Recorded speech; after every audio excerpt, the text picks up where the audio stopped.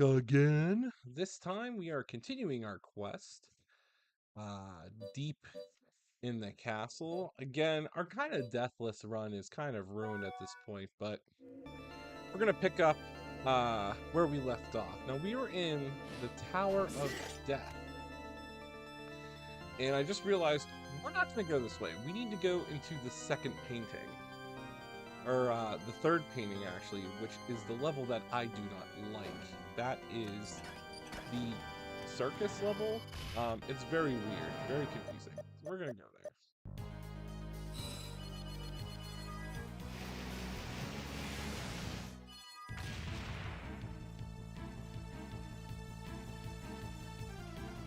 there. Oh my gosh, excuse me. Can't believe I just coughed up a lung right there. Yeah, we're gonna go into the circus painting and explore. That's kind of an easy level. There's, I think, maybe 1 or 2 breakable walls in that level. Well, you'll see. You'll see. It's very symmetrical. It's a square turned on its side.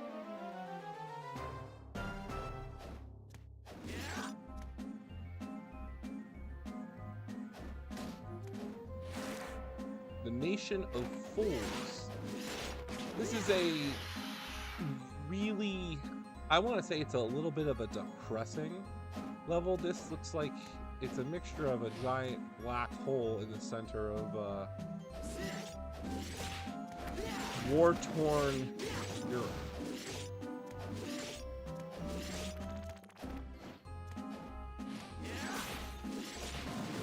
This is one of the cool things about the nebula, is that it can track enemies, which is really nice.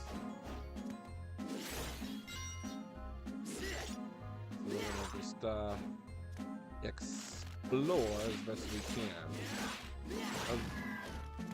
avoiding the killer clowns. Hope everybody's having a good week. Hope everybody's staying safe. Where I'm living, we're supposed to get like 4 or 5 inches of snow tonight. A little bit interesting. I got a notification that my daughter's school is closed. Oh, I feel about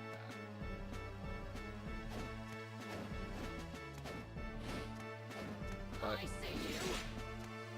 But, oh well, what can you do? So I'm here streaming. We're streaming not once, not twice, but on 3 locations. Follow my channel. You'll see that I'm on YouTube, Twitch, and TikTok Live, all at the same time. Follow both. Follow none. Doesn't bother me. Let's see here. Let's go get this item. Ooh.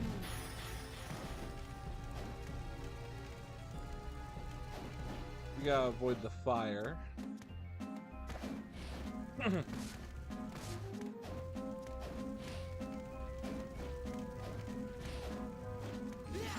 think boss in this level is the Legion. If I remember correctly, I think it is the Legion.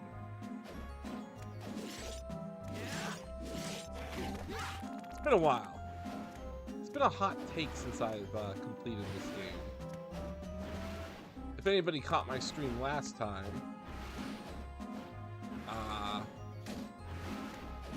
my completion of this game was when it came out. So back in, oh geez, 2006 was when I completed this game 5 times over, full percentages. And I don't think I picked it up since. So it's nice. I'm getting back into it.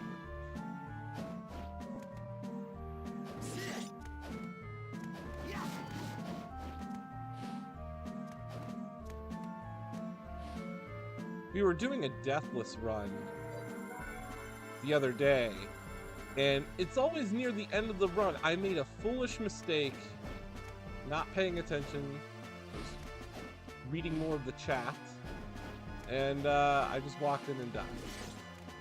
So it was my fault. So The Deathless Run is pretty ruined. That's okay. We're still going to 100% this game. We're still going to explore and conquer what we set out to finish. Oh, God. Oh, excuse me. Embarrassing yawn. But, you know, I worked a full day. A busy day. Let's go this way. We can't go this way, can we? I always forget how this level is played out, but it's very symmetrical.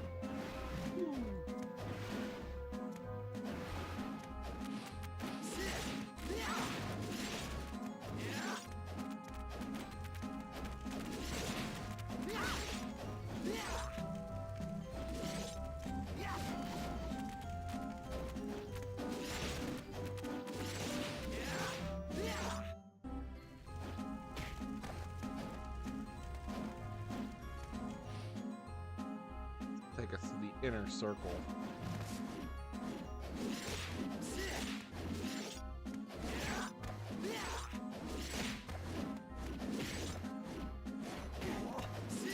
These flying armors will still do some neat damage. Yikes.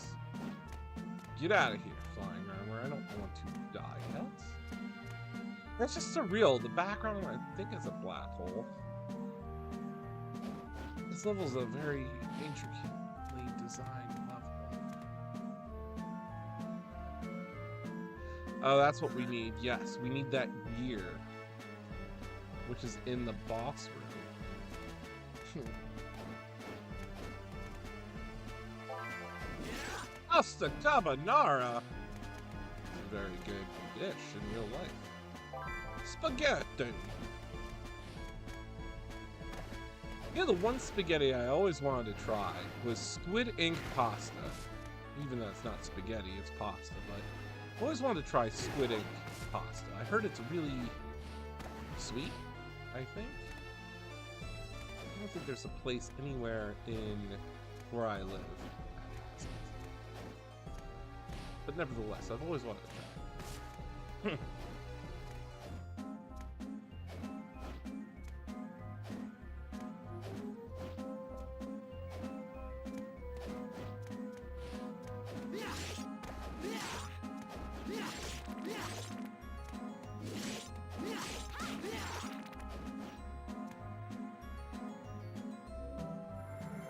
I think this is a map that we can 100% all on our first attempt through here, because I don't think we need any special abilities to journey, which is good for our on our end. Ooh, hold on. There's a room we need to get to.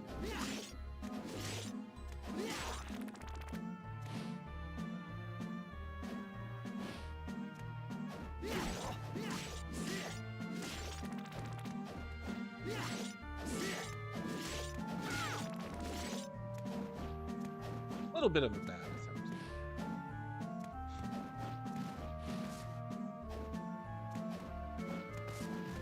Anybody's joining, this is Castlevania Portrait of Ruin, the sequel to Castlevania Bloodlines on the Sega Genesis.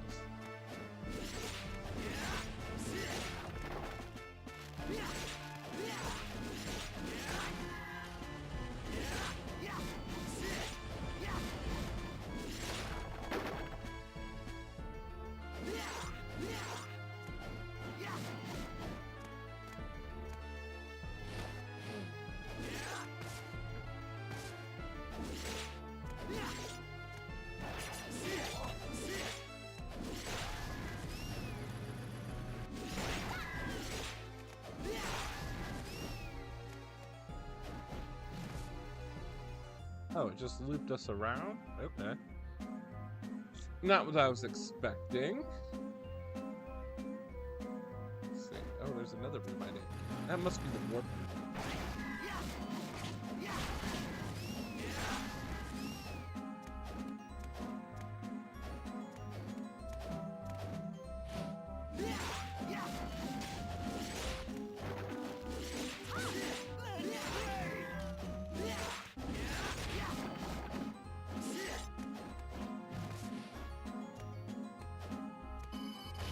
Aha, there we go. We definitely had to turn that warp room. Let's go.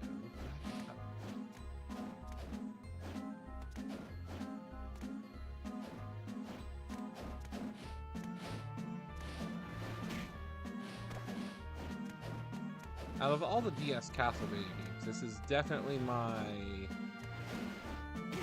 favorite. I would have to rank it as Portrait of Ruin, followed by Order of Ecclesia.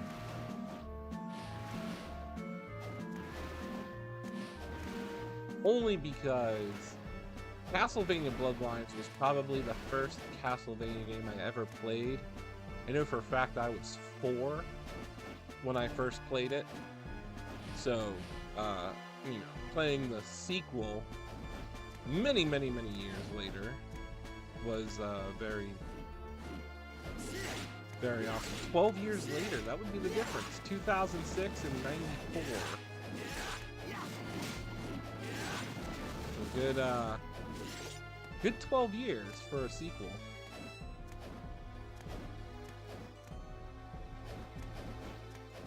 You know, I've been in a really interesting video game mood lately. It might be because of my new job. I work for it today, but I've been getting back into Vector Man. That was another game from my childhood memory. Great series. I always like to play Vector Man 1 and 2. And I'm just, you know, maybe I need to start that petition. Sega, you need to bring back an IP. We need Vector Man. I learned that there was a Vector Man 3 that was supposed to be made for the Sega Saturn, and that never happened. I remember Vector Man was supposed to get a PS2 outing, and that never happened. But I think with Kickstarter and all these campaigns, we need Vector Man back. Somebody, whoever's holding the IP, needs to release it. It's such a classic.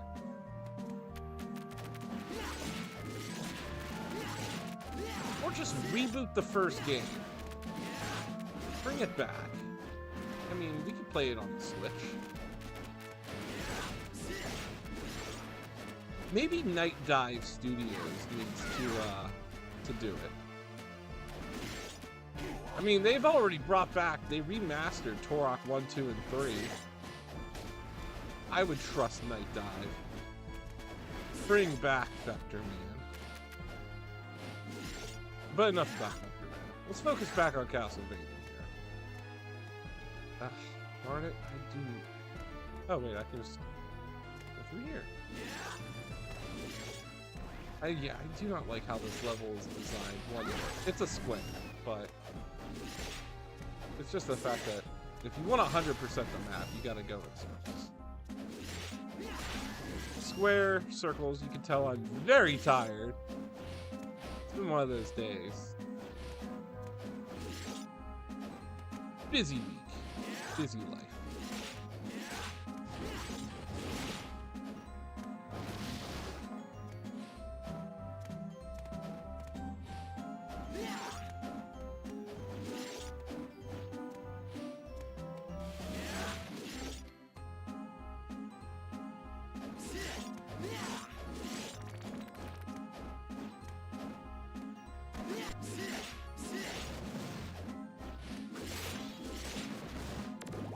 This level's topsy-turvy. Gravity doesn't apply normally.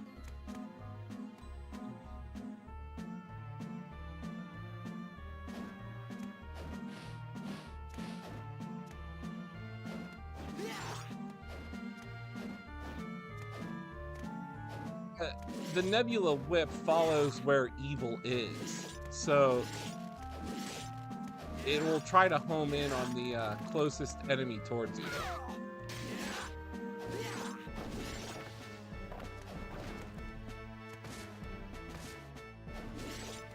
That's the uniqueness of the Nebula chain.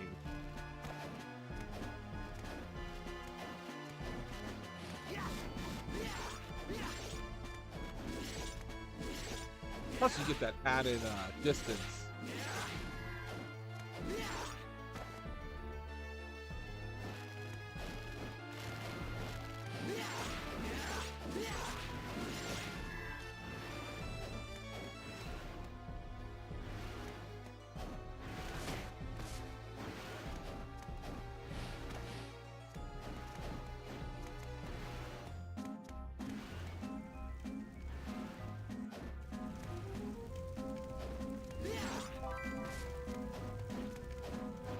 corn soup.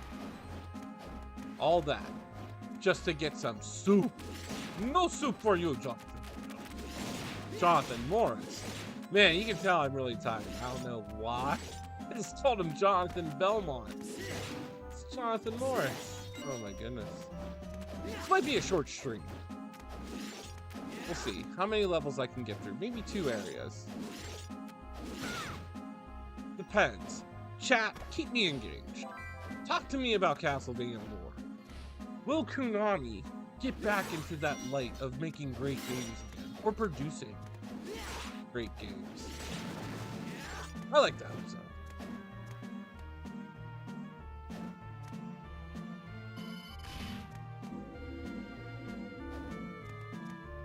Oh, excuse me again. Oh my gosh.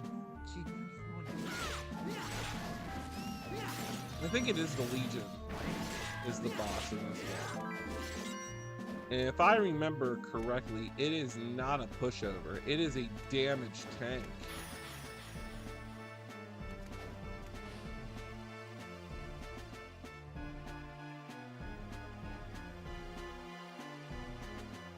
Nice. This is a really good game to 100%. I think it's the longest. Out of all the DS games, this one has like the most levels, the most map tiles. This one has challenge. Like, you can die. I think this is a Castlevania game that doesn't have that many HP and MP ups lying around. As I just grabbed one, but it's like maybe 1 per level.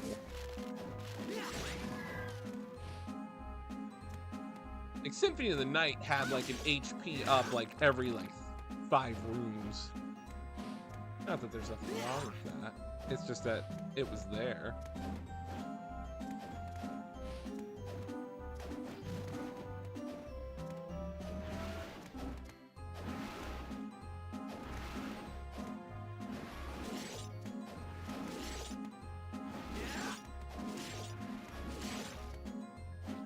Little piece of advice: if you follow the map and it takes you to a dead end and you're like, why is there a dead end here, why is there nothing I should pick up, there's a good chance that there's a breakable wall nearby. That's a little Castlevania trivia I can give anybody that's new to the series and franchise, because I'm pretty good at finding breakable walls. I mean, I memorized where all the breakable walls are in Symphony of the Night. Whoa! Ooh, that was close.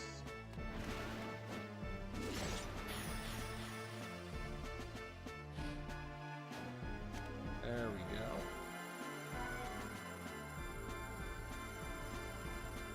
Yeah, there's also breakable walls under your feet and above your head. You always have to be on the lookout for. That's another one.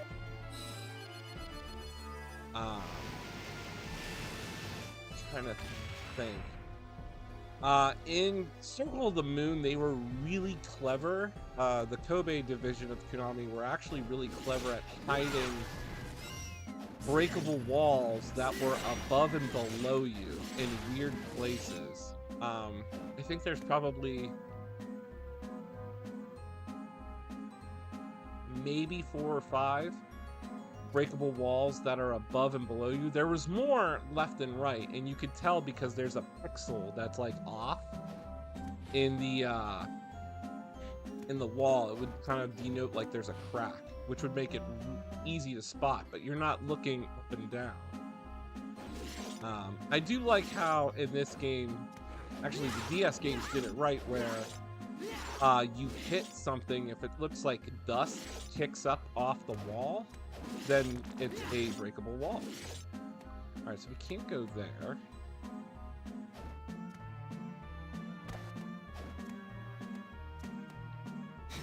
But we should mark it on our map as an item.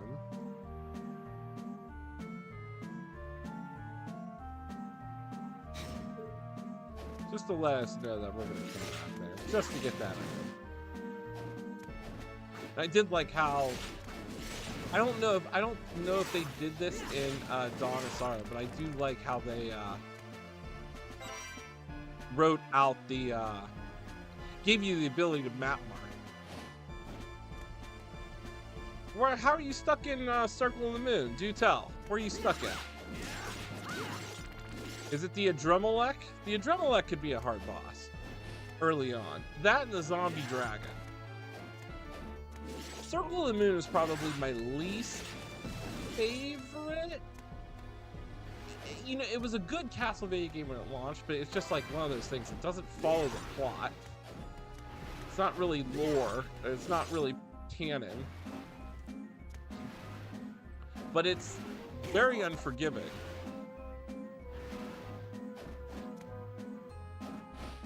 Your game runs fast, not normally in my PC.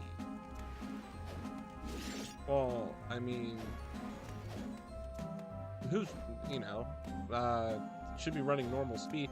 I mean, if you want to talk setups, I'm playing this all on my HP Omen.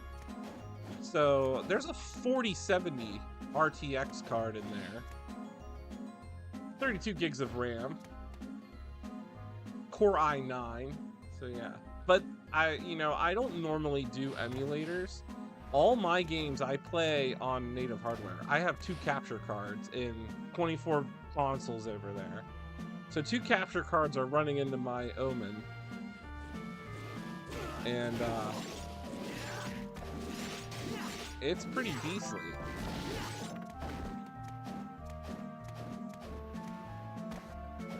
But yeah, I do not run emulators. But my computer is known to basically run anything I throw at it.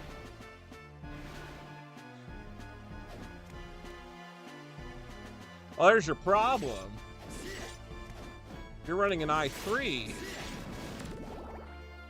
I haven't ran an i3 processor since maybe 2009.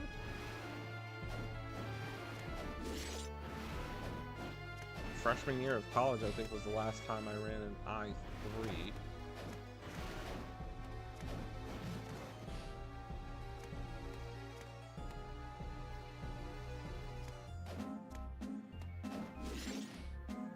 I mean, I couldn't run overlays on my HP Spectre, which had a 1050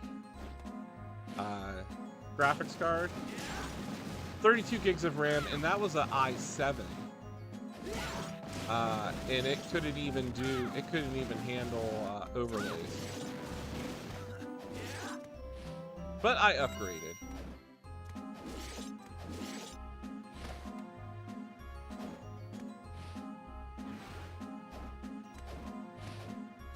Upgrading was key.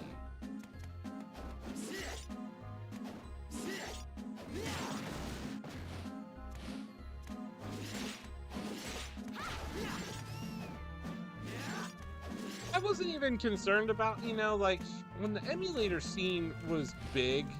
I say it was big back in, well, when emulators were new. Let's put it that way. When emulators were new in the early 2000s, it was nice just like being able to run like MAME, in some of the old arcade classic games. It was always a cool thing. But nowadays it's more just like, can it run like PS2 stuff? And honestly, I don't like doing that. I'd rather mod my consoles to run HD and play natively. That's kind of what I've been doing with all my console stuff. They all have ODE drives inside, so I can play the whole library on native hardware with no problem, because emulation's not always perfect. And I know there's some streamers out there that are like, emulators are the way. I'm a purist. You can't. but depends on the type of emulator. It's going to be based on, you know, how much you can run your how like you want to stress your hardware. So a good example is years ago. Ooh, I almost died there because I wasn't paying attention. Years ago, because I never owned a Sega Saturn, I played the Japanese version of Symphony of the Night. And we all know that the Japanese version of that game is very, very, very slow. I used an emulator called SSF, which was one of the Sega Saturn emulators. And you could overclock, and I think I was playing on my parents' PC. I think it was a Windows XP. I don't know the processor specs, but I could boost.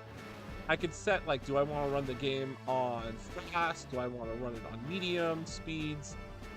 And honestly, whatever processor that was, probably a pre-i3, and maybe 4 gigs of RAM. That game ran smooth. So yeah, it is possible to adjust some emulators to run the game very smooth. It's just the type of emulator if it allows that. I know the emulators for retro consoles definitely do that. Melon. Oh, okay, so I'm not familiar with the any of the PS1. So when I was doing early emulation, again, before I had a job and was making money and buying all my consoles from my childhood, there were a few. I used to emulate a lot of Sega games. So I would use the K-Fusion emulator. I always thought that was probably like the best one to run Genesis, Master, 32X, and Sega CD games. SSF was a good Sega Saturn emulator. I think there was Project 64. Project 64 was a good N64 emulator. But sometimes you would need plugins to make it work for specific games. What was another one? I had a MAME emulator. I think I used like whatever MAME was out at the time. What was it, like MAME like 0.07? But that could run practically any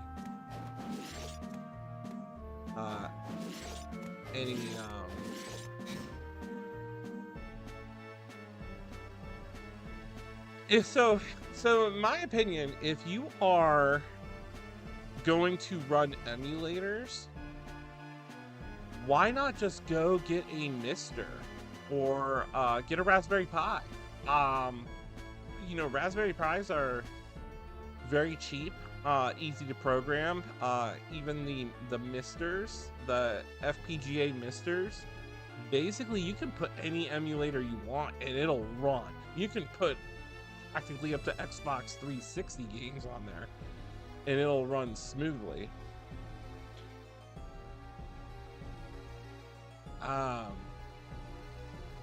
That's you know, my approach. I was running on my HP Spectre. I was tinkering around with a PS2 emulator. I forget what it's called. It was okay. Sometimes, you know, the game would judder a little bit. It would when like a cutscene would play, like you'd hear like a fast pop because like the audio's not syncing properly. But you know, otherwise gameplay was fine. Stop what? Stop moving. Stop gaming? I'm never gonna stop gaming. Ooh, there we go. Yeah, I highly recommend, you know, try that. Go with the Mr. FPGA. If you're about emulators, try that and look into doing Raspberry Pis. That's probably a really good bet. Because I've heard nothing but good things how they run smooth.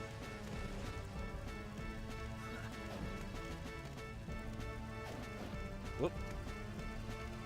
Let's go up, let's go up. Wait. Nope, nothing there. All right. Circle here, which is good. So we can warp.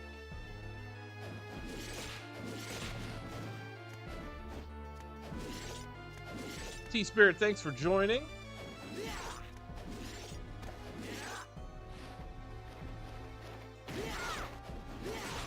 Johnathan just runs right into the heartbeat.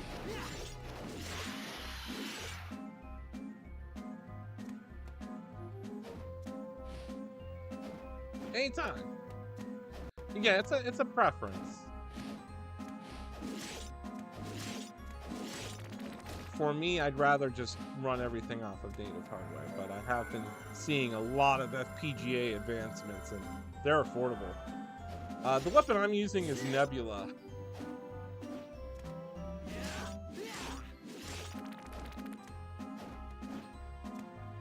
Henry, this is only like the third painting. We're a nation of fools. This is my least favorite level, to be honest. I do not like this. It's pretty boring. Because it's just designed like a square, but, you know, me and my OCD to 100% the map just makes me go in circles.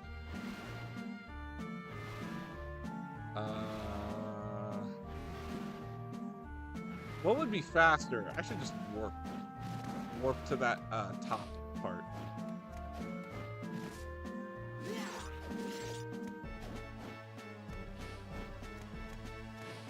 Let's see here. Henry, are you having troubles with this game?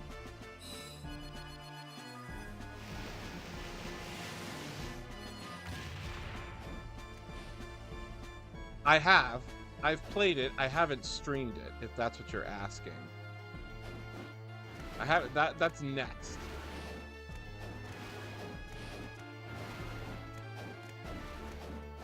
Once I get through this, I'll stream Order of Ecclesia. And I'll do a 100% long play. Oh, you need to get back into playing this, Henry. You need to get back in. You can't just depart Castlevania. You know, it's okay to take a break from it, but just get back into it. Like, I took a lot. It's been like 12 years since I played this game. I'm getting back into it. Why? To entertain everybody. And maybe one day, I'll be as good as Jupiter Climb and speedrun the game in like 20 minutes.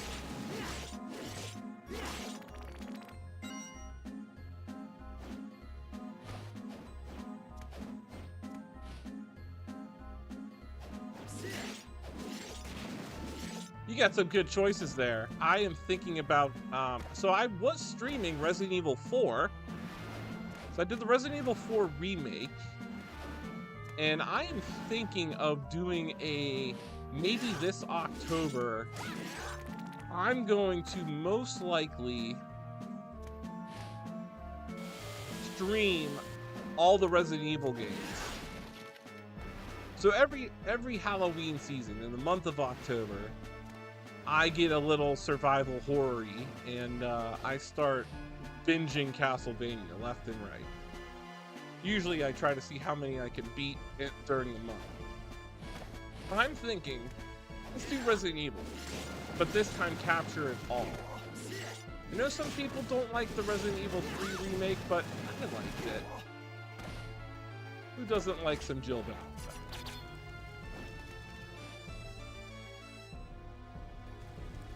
15 years for you. And this game came out in 2006. So that means you probably stopped playing it in 2008?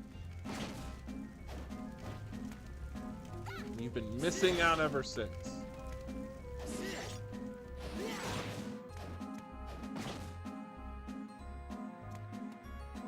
Well, Henry, I hope watching me will reignite that passion to pick this game up and play it again.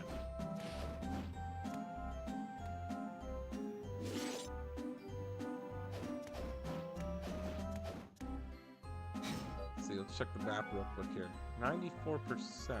Is there anything missing? Because everything is supposed to be symmetrical.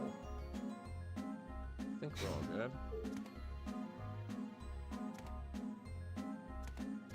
TikTok emulators? They make emulators now? I never knew that.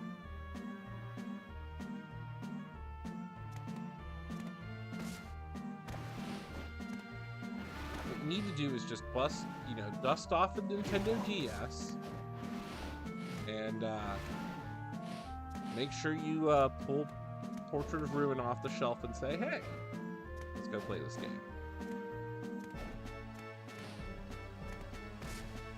Booyah!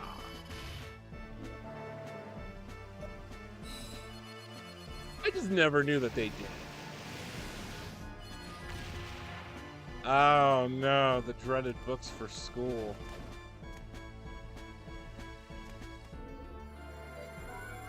I know the pain. I know what it's like selling games. Will you fight against the boss? Oh yeah, I'm gonna fight the boss right now. Don't you worry. We're gonna kick its butt right now, hopefully. Let's go. First, let me make sure I have some sort of... Let's see. I could use Volcano. It is.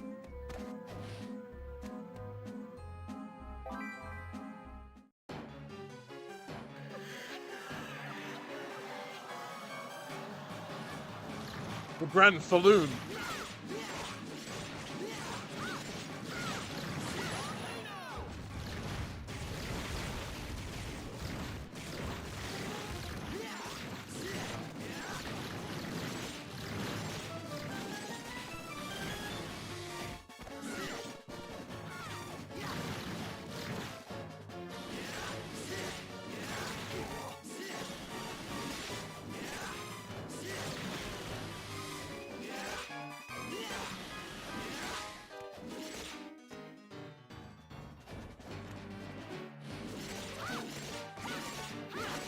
Why the nebula comes into play here, because we can whip through it to its core.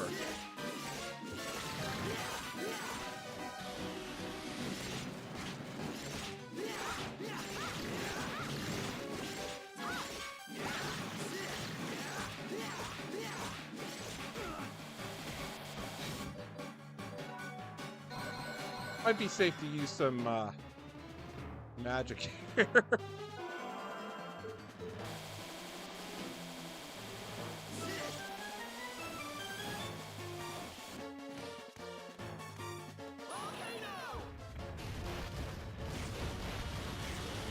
Wow, that was lackluster.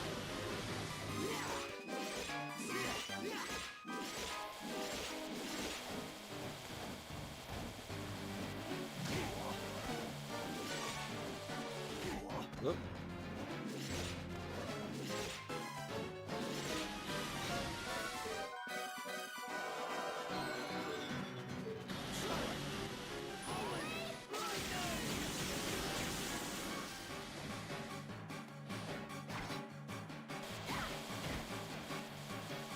Well, I didn't plan that effectively.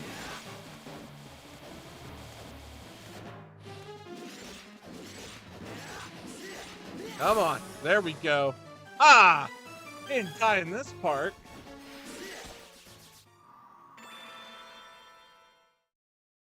Alright, let's put on Thousand Blades again. And definitely let's change this to Volcano. Yeah, this game is definitely a lot harder. Look, 100%. Sweet. That's done. I would say this game has a lot of challenge compared to Dawn of Sorrow and Order of Ecclesia. That just might be because this game's actually just a little bit challenging. There's a lot of ways you could die, and I think they're a little bit unforgiving with the fact that they stretch out the MP and HP ups. Now that we got the cog, let's go through the Tower of Death.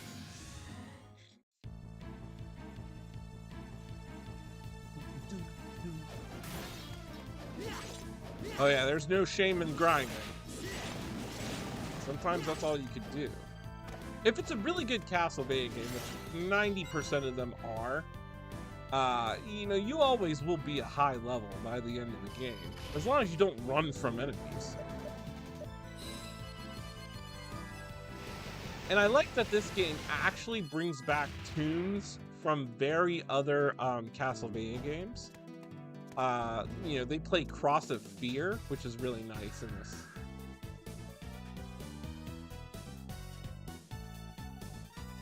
I mean, I like to think that I trained in the House of Belmont. That's how I knew all this stuff.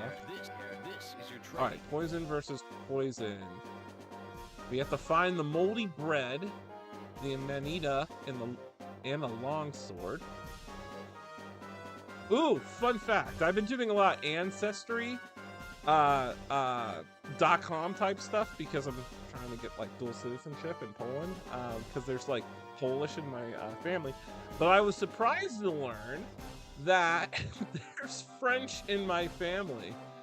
And one of my ancestors, it's recorded, goes back to France in the year 1480. Belmonts came from France. I'm hoping like more stuff comes out, because I will lose it if it says somebody's a Belmont. Perform the spinning art in front of me 3 times in a row. Okay. A statue's tier. Okay, we can find. That's the Virgin Mary statue.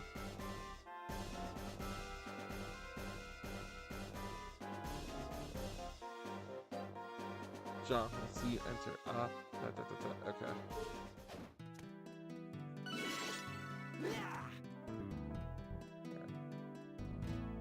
You're back. Well done. Alright, how do I do the spinning art again? Man, I forget. Forward, down, back, forward line. Okay.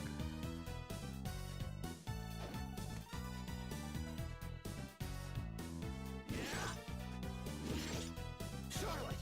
Johnathan! Oh.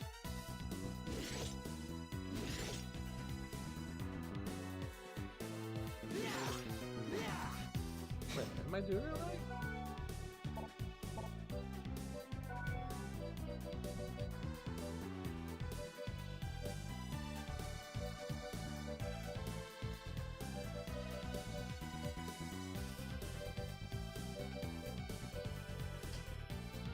Forward, down, back, forward.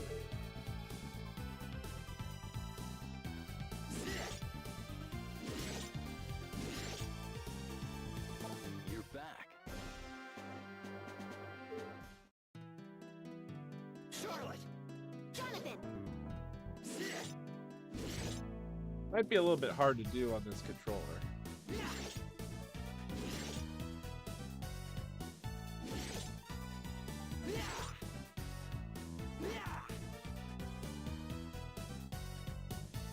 Yeah, I know. You get an owl and a frog to transform to small places. I know how to do that. We get that ability in.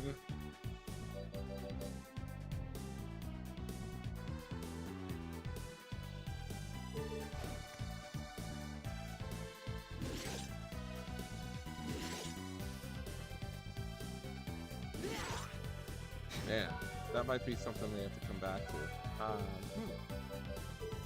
Alright, well, we know where we can get the statues tier. I know exactly where to get that. And what do we have? Do we have an Amanita? We do not. Yeah, she gets a spell that does it. You get the frog and owl spell later on.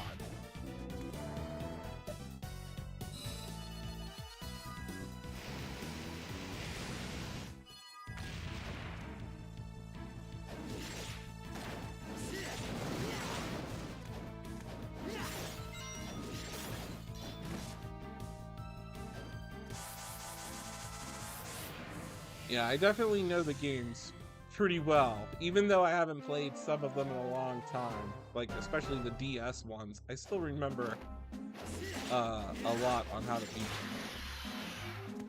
Did it just say I did 3,500 damage to that harpy? Or was that because I attacked and Charlotte attacked?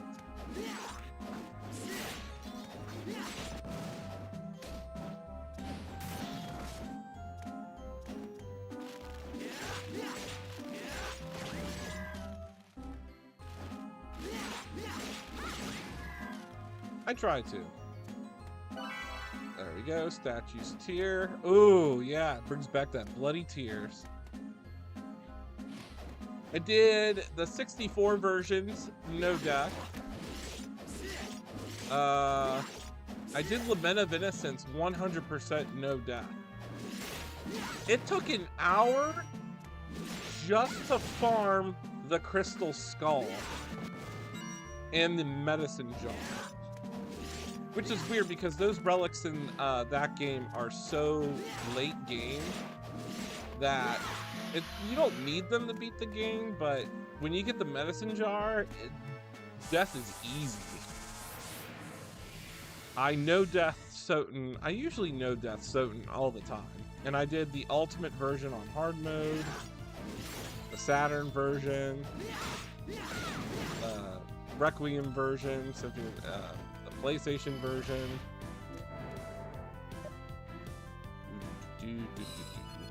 I think I know death. I did know death 100% Area of Sorrow, Harmony of Dissonance. I did, yeah. You're back. Well done. The only one I raged quit on was Castlevania Adventure, which is weird because I remember distinctly when I was a teenager able to beat that game no problem. And I was playing again, I'm like, I can't get through the last level. Let's see if good old Vincent has what we need.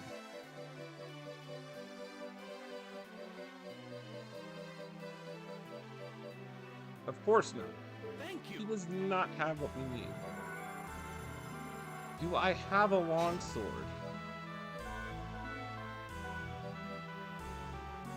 Yes, I do.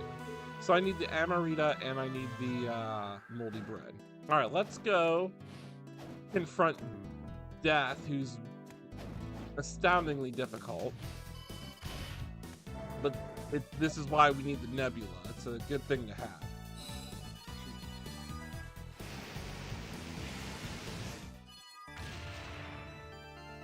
It is.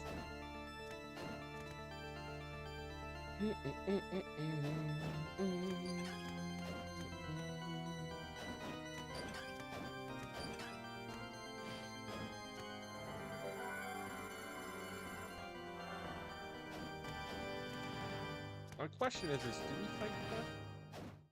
Or do I go... No, yeah, we have to fight him. Alright, 3, 2, 1. Woo!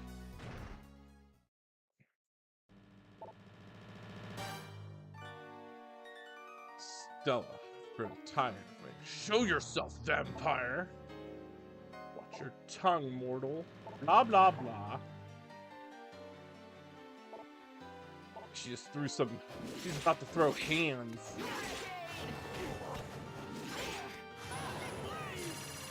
I don't know why I just wasted 1,000 blades like that. She has to get leveled first. I wonder what happens if I switch to Vampire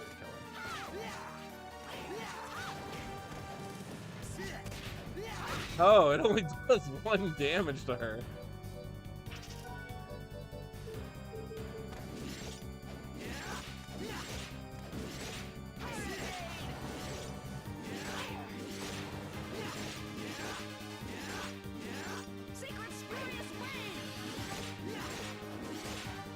I would have loved if they were to voice act all the dialogues.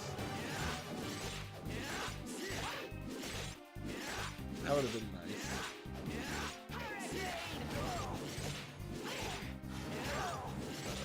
Ooh. Oh, might need to use a high potion for the first time. Yeah, this game is like probably the game that I use a lot of healing items a lot.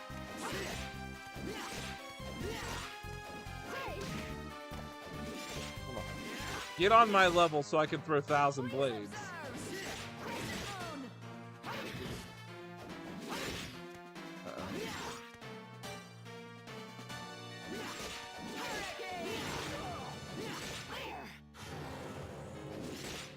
Come on.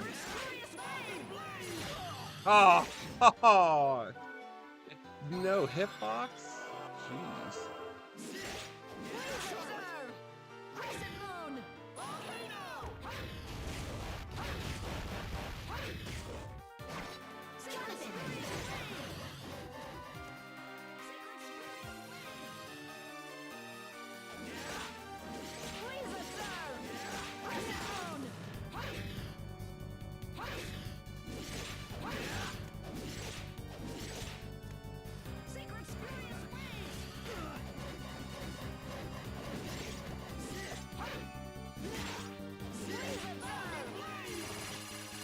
Ah, just had to move.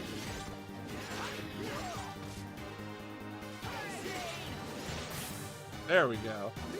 It's the power of teamwork.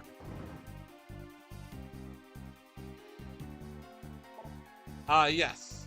Oh, I played the heck out of that game when that came out. I like the concept. My head hurts.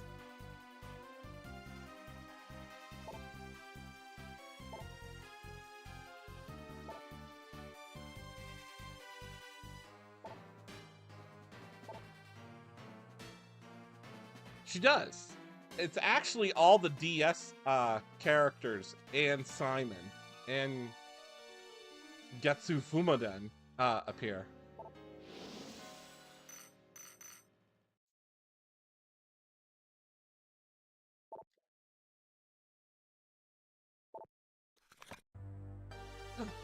That's wind!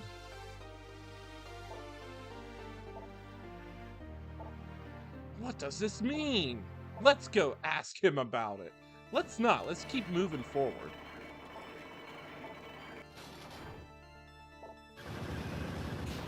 What's the cog in there?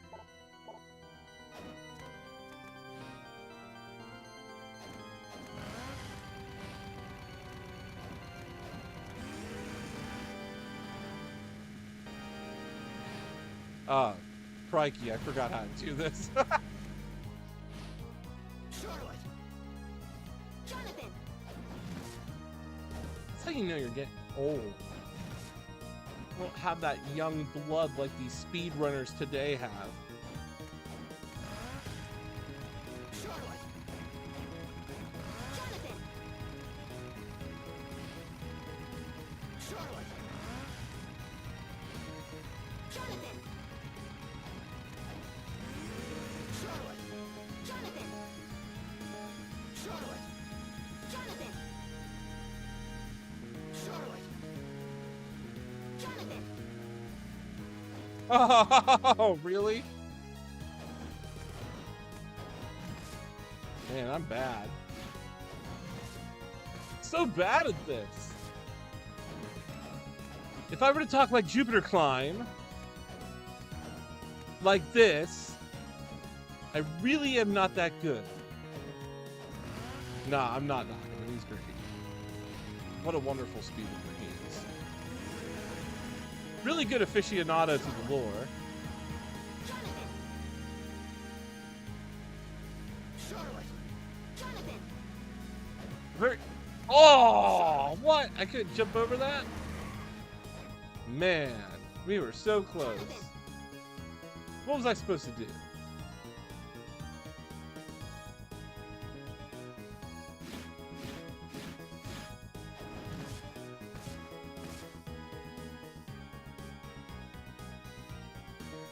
All right, 4 times a charm. We're gonna get through this.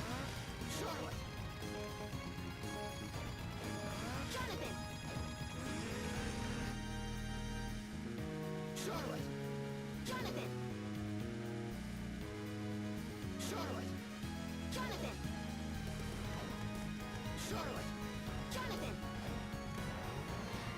Oh, what? You're kidding me. Yeah, you can't forget about Alucard. He's in it. So is good old Julius Belmont. Can't forget him either. Charlotte. Johnathan. Richter Belmont and Maria are in it. Oh my gosh. This is what happens when you read the text and you're not paying attention to the game. If anybody wants to know a little bit of behind the scenes magic, I have this ultra wide monitor. And I have like the gameplay over here. I got TikTok chat over there. I got TikTok live right here. And then I got my main screen. Charlotte. Johnathan. Charlotte. Johnathan. Switch it back. Wait. There we go. Boom. We did it. And they did the quintessential Yahoo. I think there's a breakable wall up here. One way to tell. Let's put on the Claymore.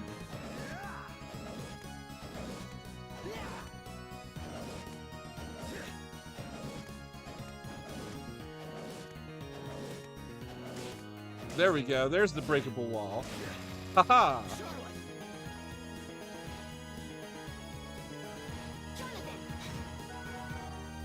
Put on the nebula again. We can jump up there.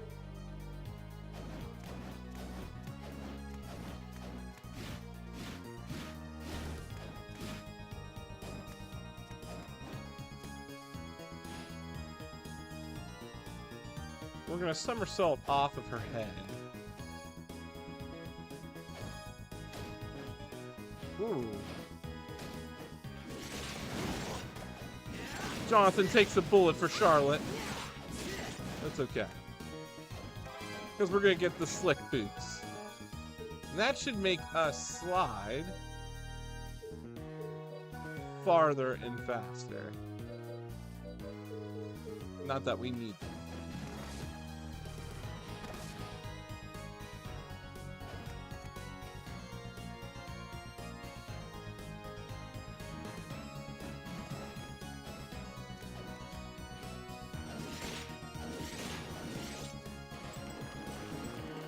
Oh, we're getting to some good areas right now.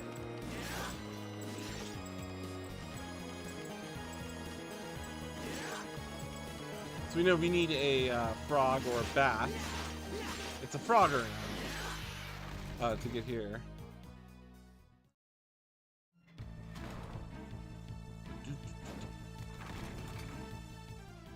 Well, there is no other path in the Nation of Fools level because we 100% of the map.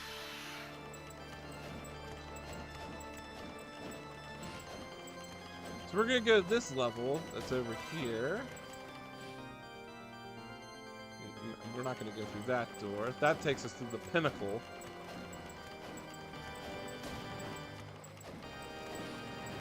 It's whatever we get first. I think we get the frog first.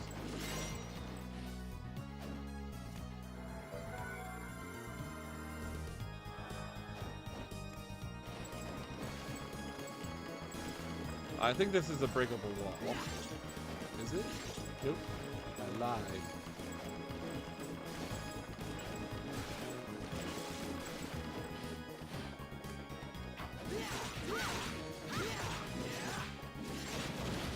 Since when did the killer dolls become the same height as you? Either that or Johnathan must be a short king. All right, this level here is probably one of the cool levels. What is it, Charlotte? There's something about Stella's locket. Oh man, I just wanted to progress the game, but they really want to talk to Wind. And we're gonna reveal the biggest secret, and it sucks that he's not a playable character in this game. We learn who Wind is. Was the one thing. There was a missed opportunity. Why didn't they have a Wind mode? Wind, what is the meaning of this? Comes in all emotional. Look at this photo. He's like, ah, crap. You owe us an explanation. Technically, he doesn't. My name is Eric Lacard. You fought by the side of my father. John was my best friend. I always played as Eric in Bloodlines. I thought he had the coolest thing with the pole vault ability, and plus using the Alucard spear was amazing.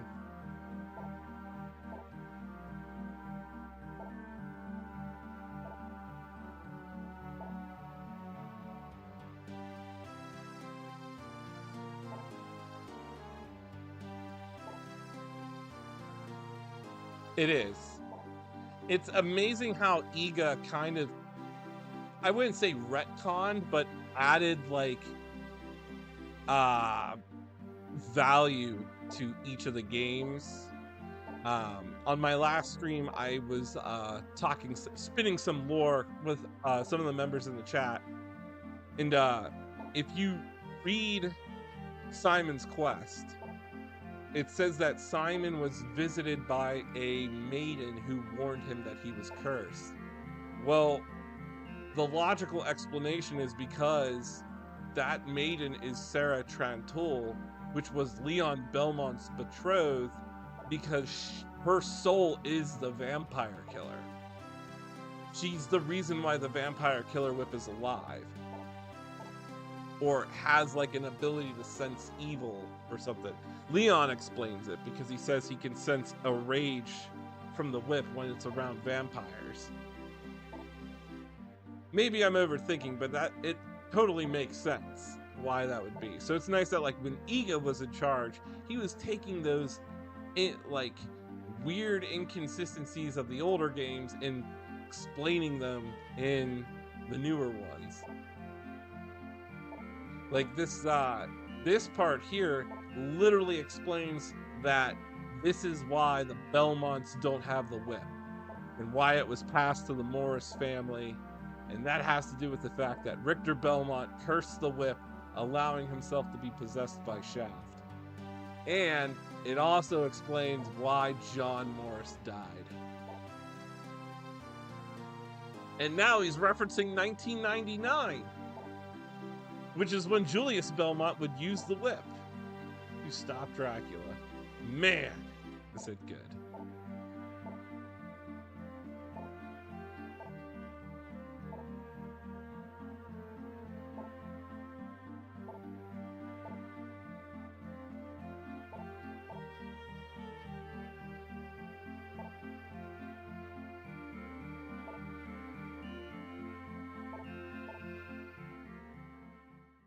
You're back.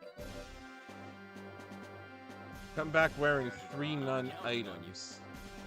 So we know the one is in the Nation of Fools. We have the nun shoes and we have the nun's collar, I think.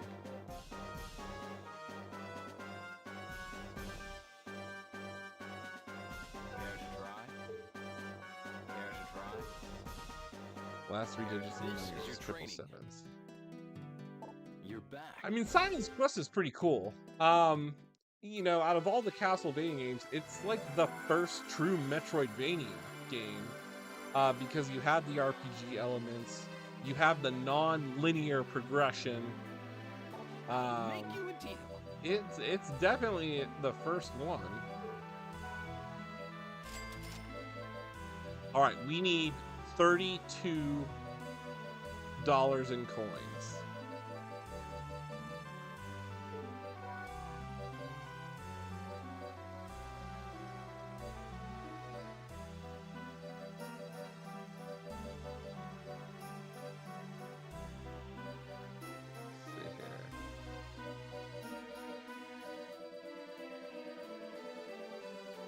We're just gonna have to find some money. We could easily find some money. We could get this. We just need 32. So if we can just get like a $1 coin to drop and a few $5 coins, we should be good. I think that means we need like a copper and a silver. Well, the Netflix did a really good job explaining Dracula's curse. Like, that's what you wanted. You wanted a jumping point. Ooh, grab the 100 there. That was good. Dang it. Yeah, you wanted a good starting point, which that was good because that bridged the whole series together. That bridges Lament of Innocence and Castlevania 3. Blue is $1. Alright, so now we got a 7.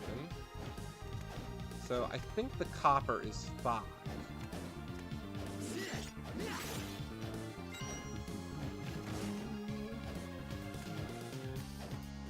Now, Nocturne on Netflix is doing an alternate telling of Rondo, which I'm okay with. I'm okay with it.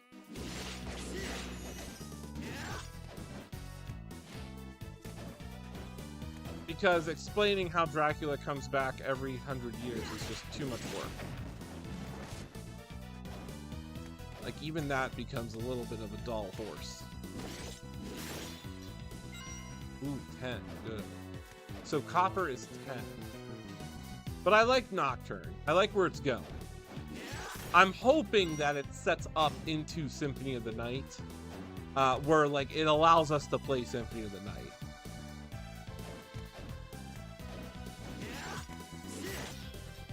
Nope, you don't want that. So what I'm going to do here is I'm going to farm to get some coins so that we can get the 777s, which we are really close. We need we need 2 coppers and a handful of... We need 1 more copper and 5 more gold.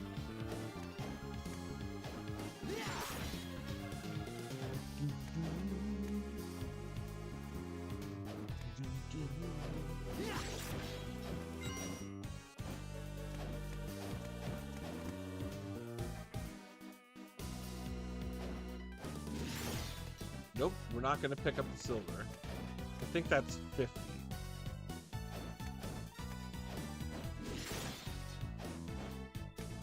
Copper. Alright, we just need 4 more gold.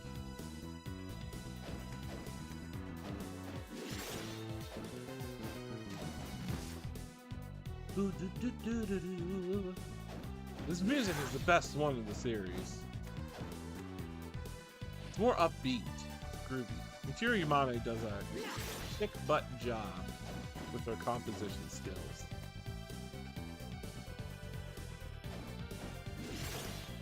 Oh my goodness, now it's not going to give me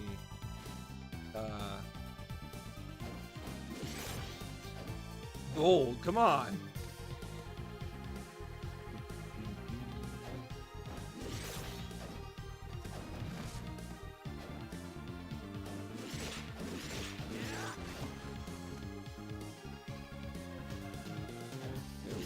Anything? Nothing! Not even gold.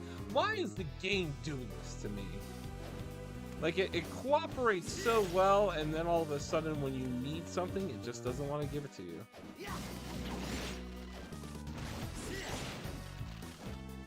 That's okay. Because, I just realized, we can sell stuff. So we're just going to speed this process up. I'll make you a deal. Alright. Let's see. How about I sell... we'll sell the high tonic. I'm probably gonna regret it, but that's okay. Thank you. You're back. Excellent. Mental training. Go reduce your MP and come back. Okay, I can do that. I'm counting on you.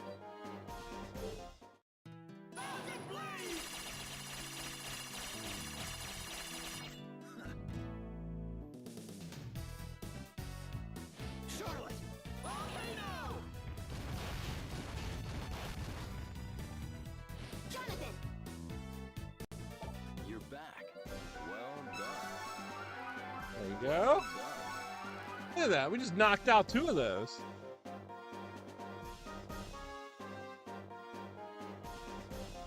You mean Lords of Shadow? Yeah, but Lords of Shadow is not canon. It's just an alternate telling, a reboot. So we need Mina and moldy bread. Overcome the curse. That's the hardest part, is getting cursed.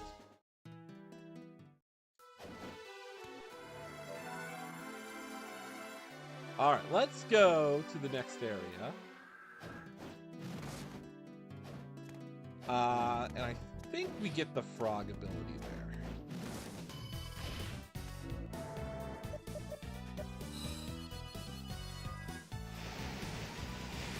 Let's see, where are we at on top? Let's see, we're on the, oh, you know, I got 50 more minutes in it. We haven't died in this playthrough, which is good. Part 2 is deathless, that's for sure. Alright, what are we looking at here?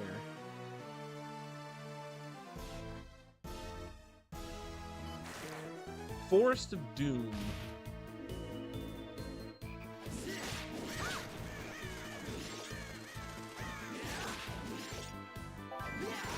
Ooh, 1,000-year-old egg. Have you ever had one of those in real life? They're not bad. Very salty. This is where we get some unique enemies that, you know, we don't see in the franchise. Well, other than the Malachi, which is still incorrectly translated. You can tell they just lifted that straight from Symphony of the Night because it's supposed to be Cthulhu.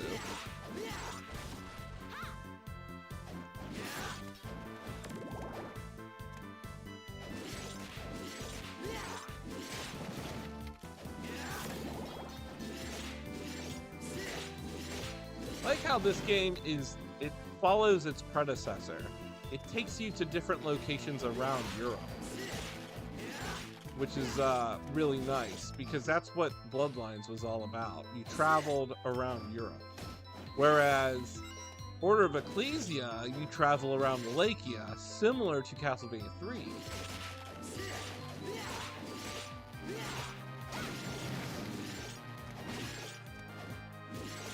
Oh, there's the moldy bread. We just need the Amarita. I think he gives us the Harunting, which is the poison sword.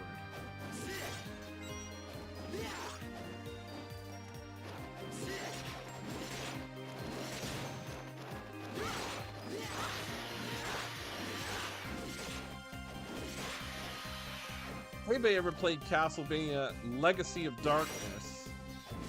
One of the coolest boss fights is when you're playing as Cornell, you fight the Harpy, which is really cool. You don't really see that. This level is supposed to be a school in the middle of the forest, which is why it's populated by witches.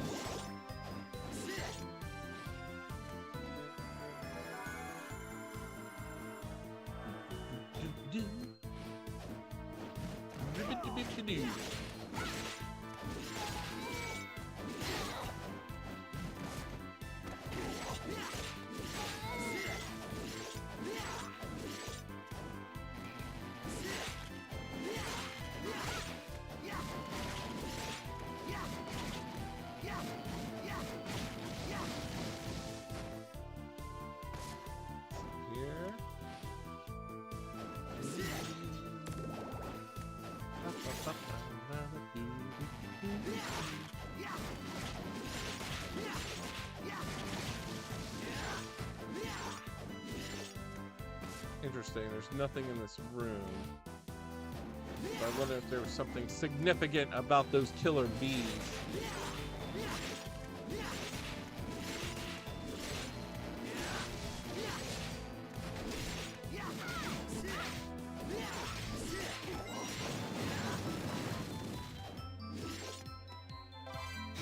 Just thinking out loud, like, do you really peel a 1,000-year-old egg? I don't know if you do.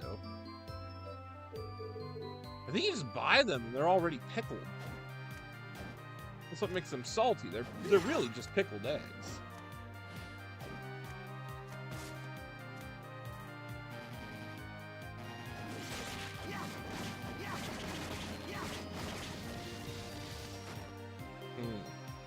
Alright, we need the Amarita. Since we have the moldy bread.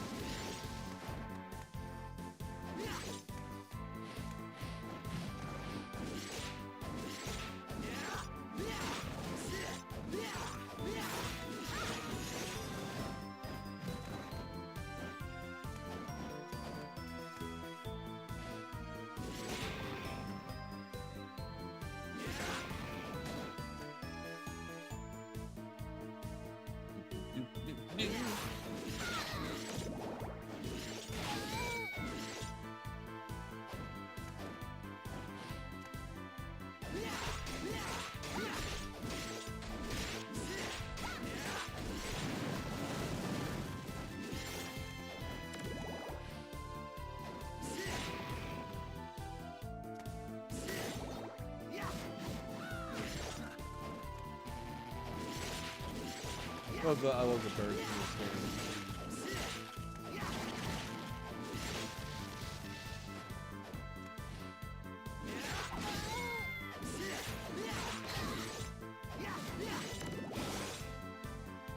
Oh yeah, I forgot. Weapons have special abilities too. Completely forgot about that. And that's just double tapping forward.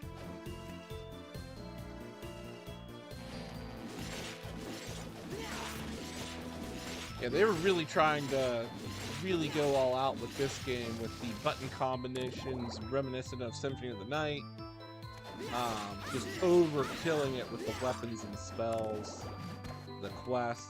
But then they really hit their stride with the formula. With what Area of Sorrow, Dawn of Sorrow, and Order of Ecclesia did. Which eventually that formula evolved into Bloodstain. And Bloodstain pretty much just takes the best of everything. You know, it takes the quest system from this game, combined with the weapons from all the games, with the spell and magic system similar to that of Area, Dawn, and Order of Ecclesia.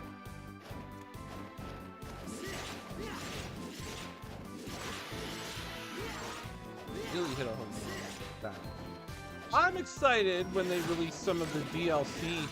There's still some extra features that need to come out for Bloodstain, but I also am aware that they are releasing a second Bloodstain, which I'm excited for. If they do a Kickstarter, I will back that game as I backed the first one.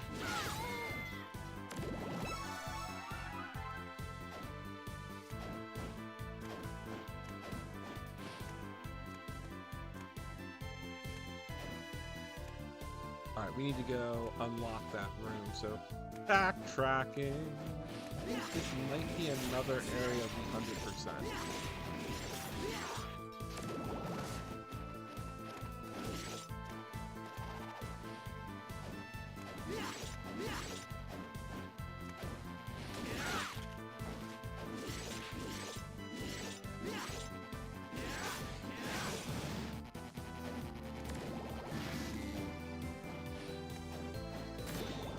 So far, the Deathless Part 2 run is amazing. Haven't died yet. We've come close. But we didn't.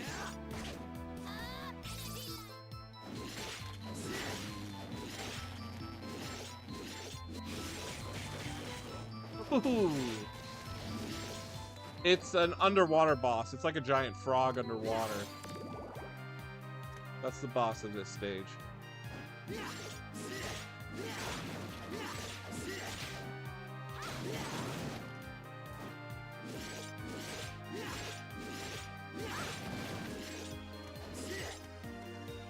We know there's something significant about this room. We're going to be coming back here.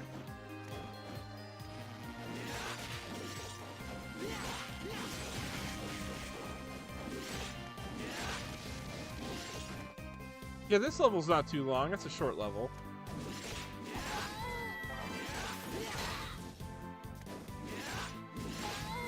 Ooh, 2 cotton aprons in a row.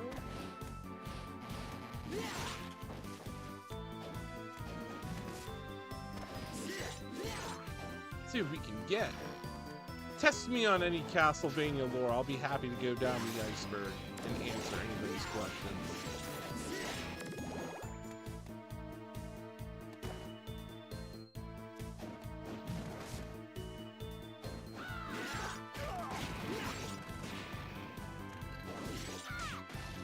I'm hoping they will. I have a sneaking suspicion that Konami will do it. They should release it on probably the Switch. But yes, they hit a home run with the Anniversary Collection, which pretty much has like 70% of the games. And then they did the Advanced Collection, which was really good.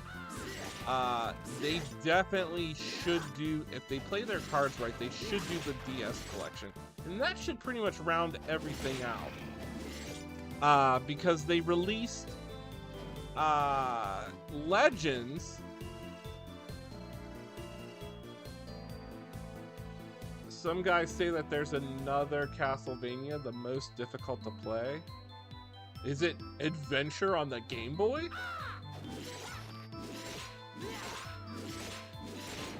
Oh, there's the Amarita.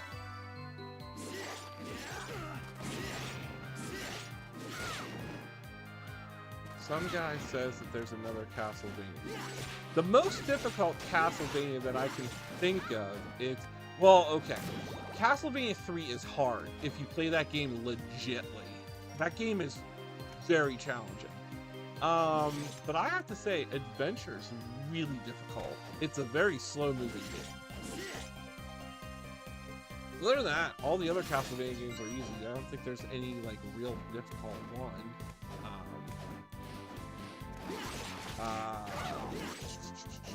But yeah, I'm hopeful, and Konami could do this, but yeah. So getting back to what I was saying, they released Castlevania Legends on the Game Boy, on the Switch Game Boy thing, that you have to have like a Switch subscription for. And Castlevania Advance Collection has the 3 Game Boy Advance games plus Dracula X for the Super Nintendo. Requiem has Rondo of Blood and the PSP version of Symphony of the Night. The Dracula X Collection, which only came out on PSP, has Rondo and a 3D version of Rondo. But the Anniversary Collection had all. It had the 3 NES titles, it had Kid Dracula, it had the 2 Game Boy titles, it had Bloodlines, and it had Super Castlevania 4. So everything so far that we're missing in a compilation is the 3D collection, which would be the N64 version with Lament of Innocence and Curse of Darkness. So that could be a compilation. And we're missing the DS collection.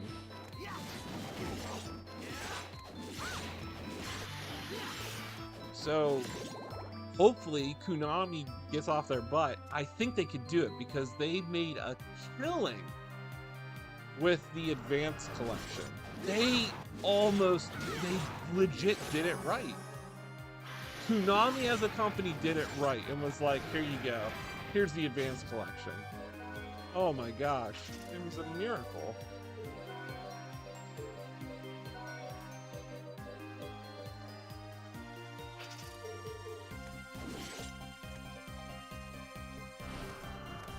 Yeah, I think they just need, all they have to do is just do a 3D collection, which they just do the N64 Legacy of Darkness, Lament of Innocence, Curse of Darkness, and maybe throw in Castlevania Dracula X in there. The Dracula X Chronicles.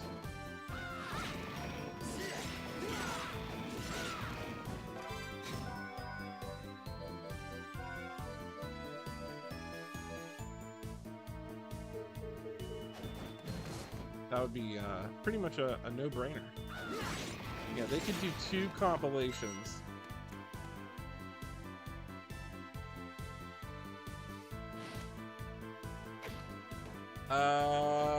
Circle of the Moon had a magician mode, which gave you all the DSS cards and like a ridiculous amount of magic. Curse of Darkness had Trevor mode, and just Hector mode. Lament of Innocence had Leon, Aryin, Pumpkin. Pumpkin mode was funny.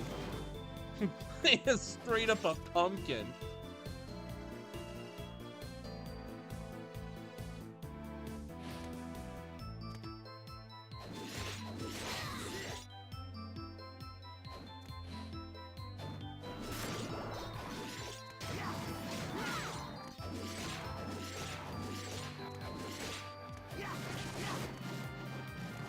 I think we gotta go this way real quick.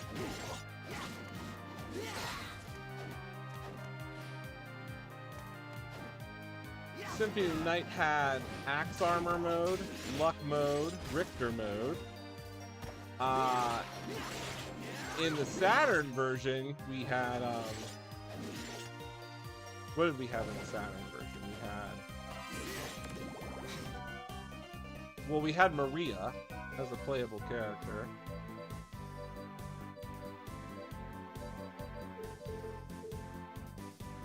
I don't know if we could do Axe Armor mode in the Saturn version.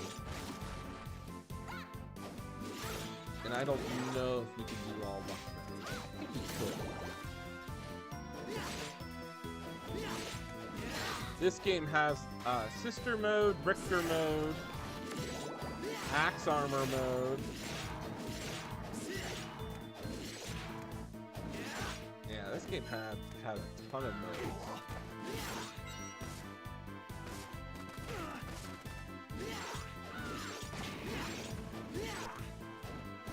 The only one that was lacking was really Arya and Dawn both had just Julius mode.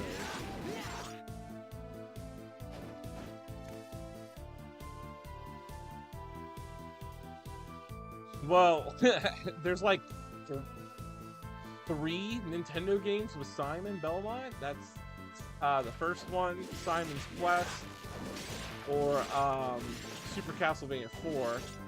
The only other one with Richter that was Nintendo was Dracula X, which was the Super Nintendo version, which is the worst one to play, because that's the one that's like just a bad port of Rondo of Blood.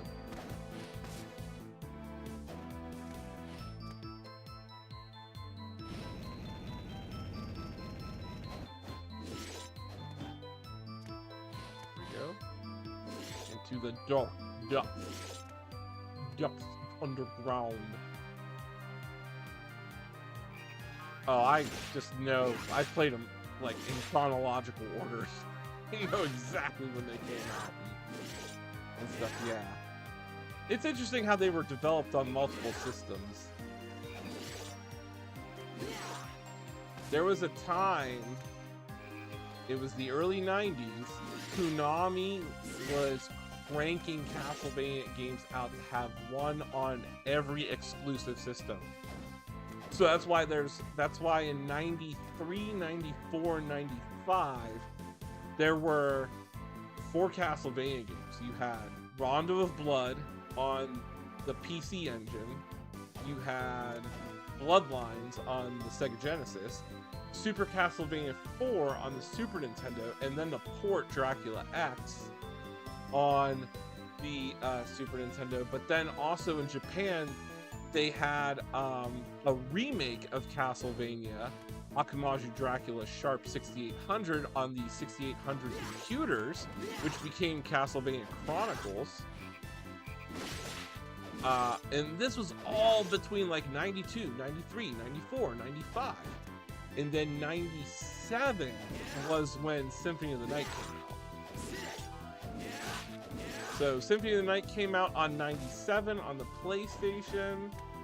98 had the Sega Saturn port of Symphony of the Night, and in 99 was the Castlevania Legends on the Game Boy Advance. Why they didn't release it on the Game Boy Color is beyond me. And then it was 2001. Well, also 90. What do we get? 99 had the Castlevania 64. And then also at the end of 99 had Legacy of Darkness. Yeah, talk about weird release. They rushed the N64 game, then they went back and finished it and released it 8 months later.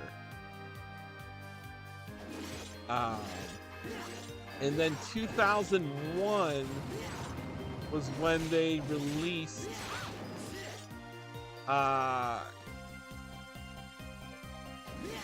Circle of the Moon. And then it was 2002 was Harmony of Dissonance. 2003 was Area of Sorrow. Then 2004, or no, 2002 was also Lament of Innocence. Yeah, because this is at the point when they were cranking out a Castlevania game every year. All the DS games came out a year of each other. So this game came out in 2006. So 2005 was Dawn of Sorrow. They wanted that to be a launch title for the DS. This came out in 2006. 2007 was Order of Ecclesia. And then at the same time, 2006, we had Curse of Darkness on the PlayStation 2. 2007, we also had Castlevania Judgment on the Wii.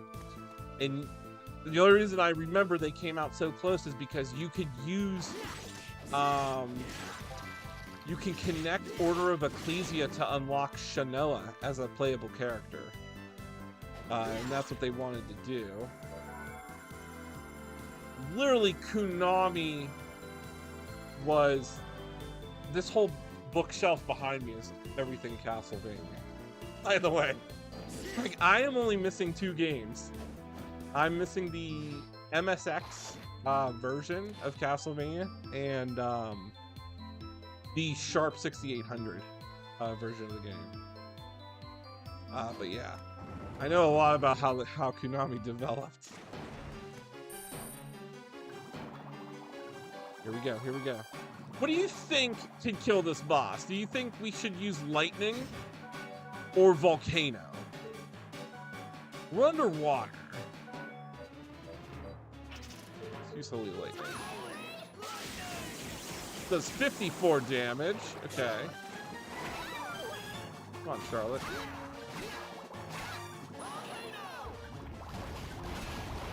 Oh, fire does not do well, so we should have just stuck with Holy Lightning on that one. This is another boss which is really good for using Nebula because we can hit from afar.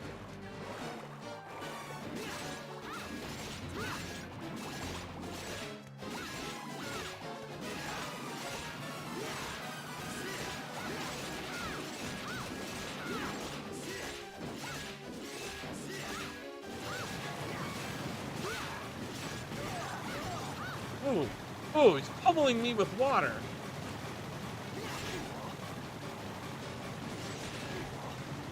Ooh, ooh, oh, stop it. Dang. It's not how I wanted that to go out.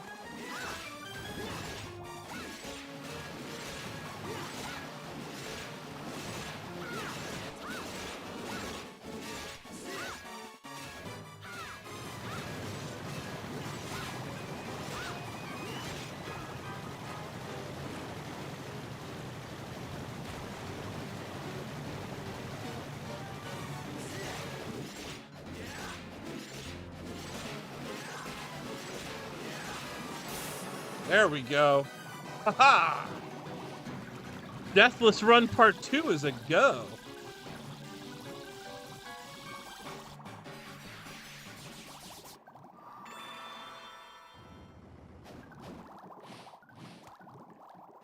Thank you for the compliment. I appreciate it. And Toadmore! There we go. That's what we want. Turn Johnathan into a frog. Oh, we're missing something. We're missing a breakable wall. I think it's either that square or it has something to do with the larger square over there. So let's go back and see. Let's go back here for a second.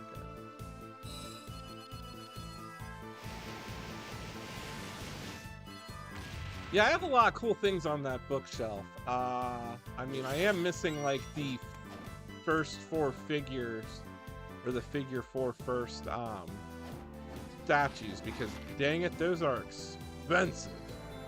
But I have the Dracula, I have Gabriel Belmont from figure 4 first. I have all the Netflix Funko Pops and the Netflix action figures. I also have the NECA action figures of the Castlevania action figures. I have an art book of Ayami Kojima's artworks, which is a really good book. Now, if you love her art, like I do, that's a really good art book. It's called San Liegre. It's very obscure, but it's her only art book. I have the artworks from the Netflix Castlevania games. I have a soundtrack. So a long time ago, there was, you had to order it from Japan. The Castlevania music collection. It comes in a little black box. There's 18 discs in it, and it's music from all the games. But what's so cool about it is it also has a radio drama of Symphony of the Night.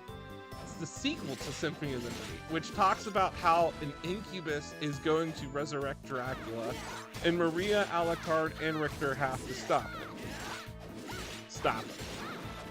it. Very cool, very interesting that there was a radio drama, and it's on there. I know they released 2 other music collections, which I do not have. One is it's the red box collection, and then the other one is a black box collection. But it's it has the music from Castlevania Adventure Rebirth. I believe it has Judgment included. It has, I think, a few others. What I don't have is the light novel, which was released after Dawn of Sorrow.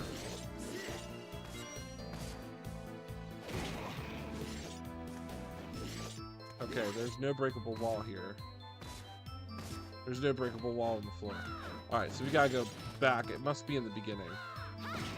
Yeah, so there's a Castlevania light novel that was released shortly after Dawn of Sorrow, and it basically just concludes the entire story. Basically, Alucard finds peace and accepts that Soma is pure and good, and Soma comes to terms with, like, yeah, he's accepting that Dracula lives on within him, but he is the pure spirit. It's very short, but there's translations online. But I don't have the physical novel on my bookshelf. So really, I'm only missing 5 or 6 things.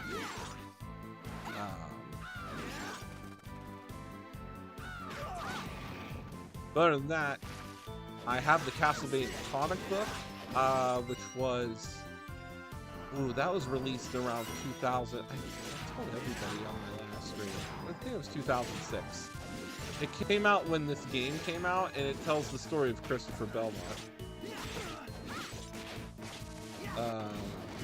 Which is pretty cool.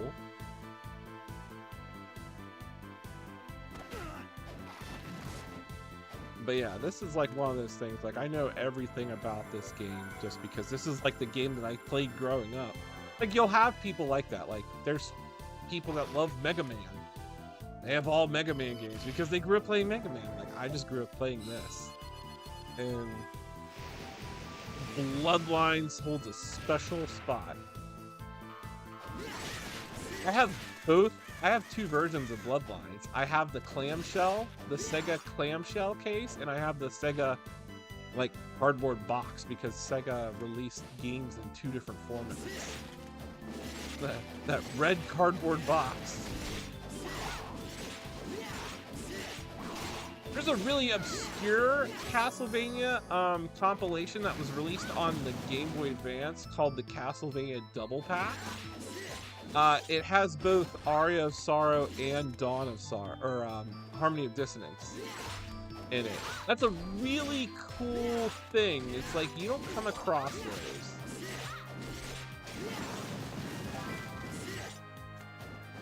Wood. The breakable wall is not over there. So maybe it's above me?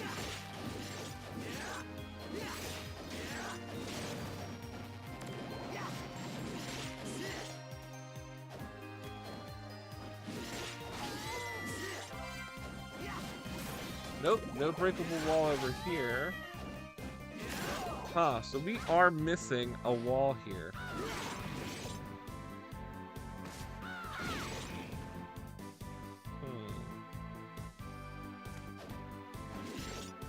I wonder where it could be, because we are missing a map tile. My memory sometimes does fail me. But that's okay. We have the frogs, so what we can do is we can actually explore an area in the Sandy Curse level, because I know we need the frog to go into the floor.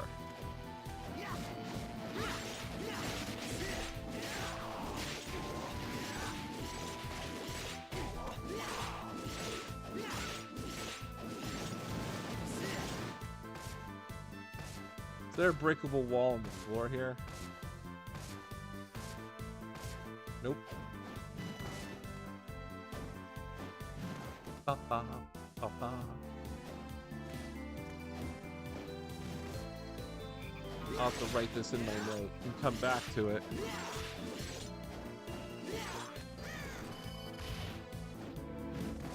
Alright.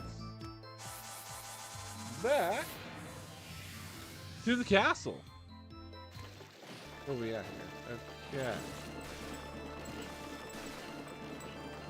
Well, we can shortcut our way back to the entrance. Now, what are we looking at map-wise? Total map completion, almost 50% of the game is done.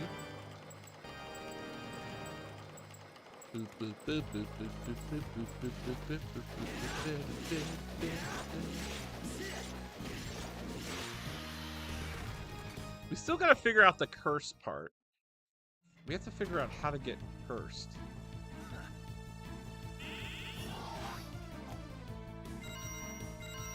There we go. Charlotte! Johnathan!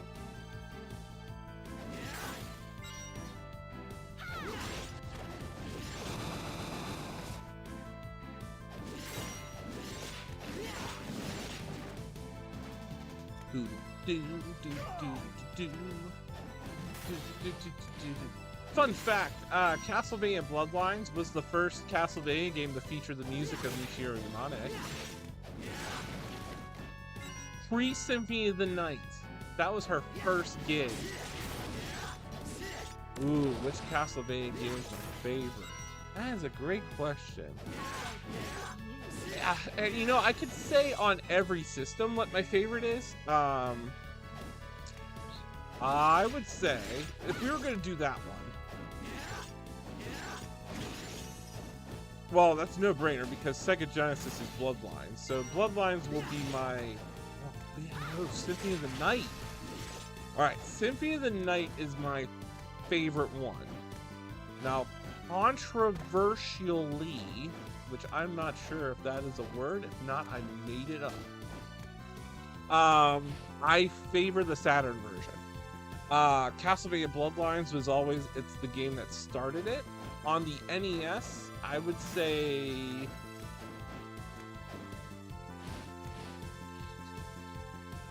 Castlevania 1 is my favorite on the NES.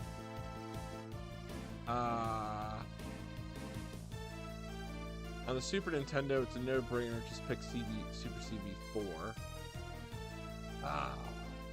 The N64 version, I will say, is Legacy of Darkness. I like Legacy of Darkness more than the N64 game. That's because Cornell could turn into a werewolf. Game Boy Advance, Area of Sorrow. DS, I would say Portrait of Ruin is my favorite on the DS. Judgment is the worst thing to ever happen. I don't know why. I don't count Judgment at all, but it's on the Wii, so you can say yes. But that's pretty much it. Seven will definitely be my all-time favorite. So I made a joke in one of my TikTok videos. It's like, what's that game you'll take with you to the old folks' home? And I said Soten. I'll always take Soten with me. Because no matter what, I can always no death and 200.6% the entire game. Every time. You're back. Well done. You get the Assassin Blade. Defeat 1,500 enemies. Collect 5 cards. Oh my gosh. Oh, okay, we can go get the nun. The nun stuff. Let's go get the nun stuff.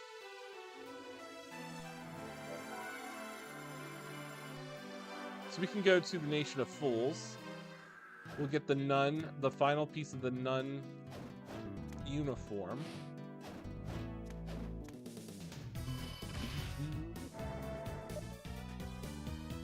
That. We're gonna do that before I end the stream. So we're gonna go get the nun artifact here, and then we're gonna go to Curse of Sands, and we're gonna get the one little map tile that we need. I have to remember, according to the map, where it is. It's in the top. Okay. Well, that's easy enough.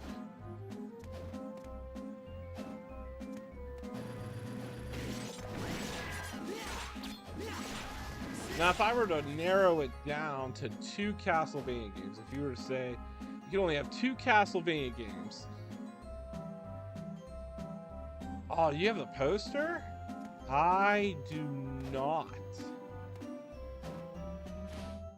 have a poster. I have a poster of Harmony of Despair, which has Soma, Alucard, and Shanoa on it. And I have the Netflix poster of Castlevania on my wall, where it's Trevor doing the quintessential Simon Belmont pose.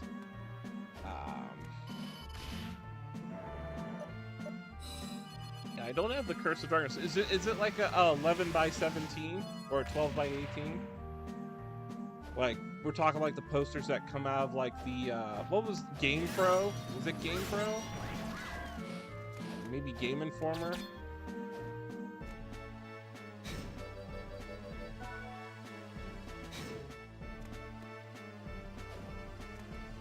I do have 2 game magazines that were all promotional features of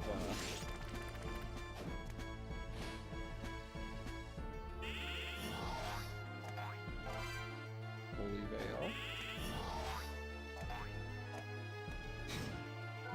Alright, so if we put on, what does she need? She needs the nun shoes. She needs the nun's habit. And am I wrong? Oh, we are missing something. We are missing something. I think we need the nun's robe. Where's the nun's robe at? I don't know. It's a great question. I really don't know. Just move that back here.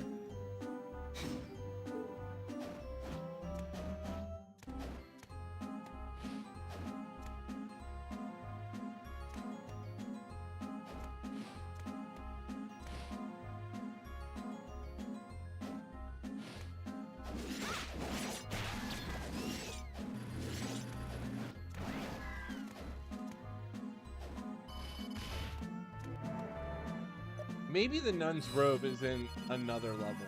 I think it might be.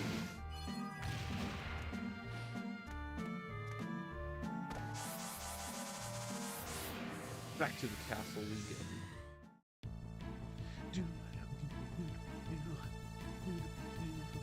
Music so upbeat.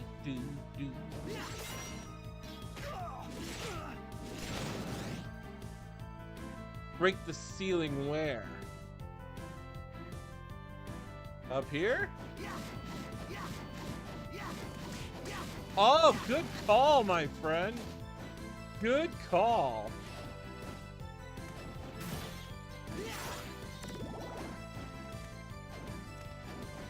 There it is. Thank you, user 850103391497 See, I gave you a shout out. There we go. Yeah, this is, I did mention before that this is the game that I did not memorize all the breakable walls. But I know, like, I would farm for the peeping eye ability to find the breakable walls. The ones that I memorized the breakable walls are Harmony of Dissonance, Aria of Sorrow. Soten is like back of my hand. I know Dawn of Sorrow, the breakable walls in that. I think I know Order of Ecclesia pretty well. Excuse me. Excuse me, man. Ugh. I just got a yawn. You know, I'm not a full-time streamer. I work every day. But we're having like a snowstorm here, so it's like, maybe I don't have to go into work. You're back. Excellent. There we go. Alright, we need the 5 cards. I forget the enemies that drop those cards. Alright, we need 1,500 enemies. And I think he says he'll give you a new weapon. I wonder if that is the Stellar Sword. That was Maxim Kishine's weapon. Still need the curse thingy-jig. How many enemies have we killed?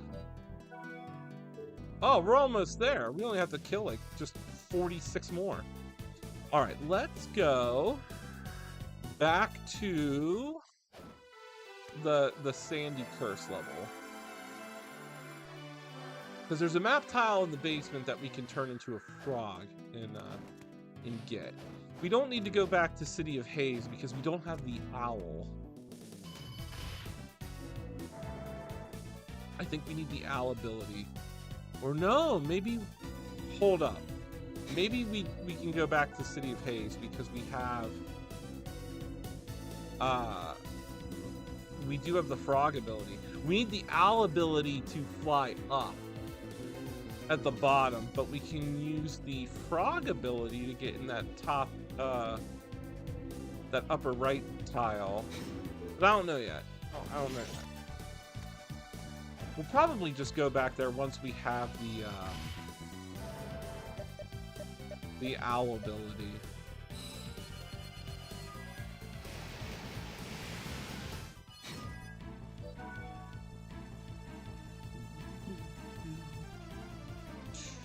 This one, we need the owl ability, but there's an area where we can go with the frog. Might as well just try to go there. Take that, Persephone. They should have, you know what? There should be a mod. If anybody's listening, get a modder out there who mods Castlevania games. Do a Persephone mode. Call it the Maid Run. Have its own story.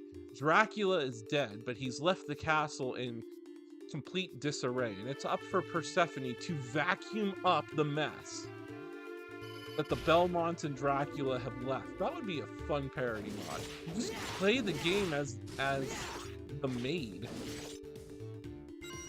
I'd have fun with that mod. Make it have our own story too.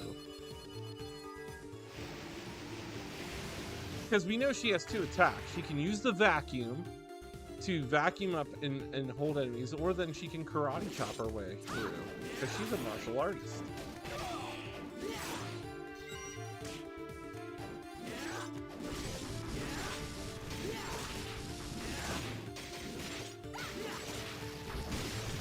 Oh!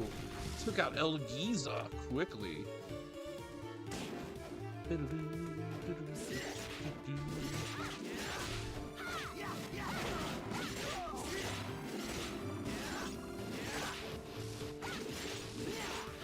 One thing also about the Nebula, it's a holy weapon, so it does holy damage to cursed enemies. So you get that little extra oomph. There we go. I keep forgetting I have special, weapons have special abilities. Alright. There we go. Boing, boing, boing. Thanks! I appreciate it.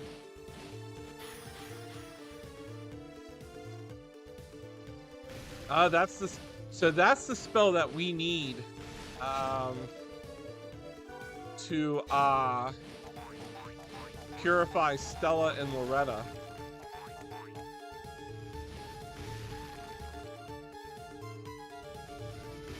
I don't think we could do anything else because I know we need the owl up here. Ooh, that hurt me.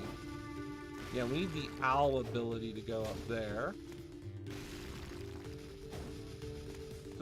Just let Charlotte get run over. It's okay. We'll get our mana back. Is it just me, or that, like, when you get hit with a mimic in this game, they do an obscene amount of damage, and it's very reminiscent of Souls games when the mimic chest just eats you. Like, when a mimic chest eats you in Souls games, it's like, gosh, you're dead. You better hope you had full health. Here, they just do massive amounts of damage. I wonder how they're interconnected.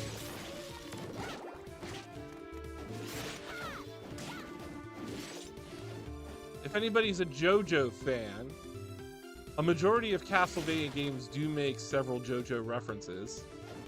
The stone mask is practically in... it's in Soten. It's in this game. It's in Dawn of Sorrow. There's an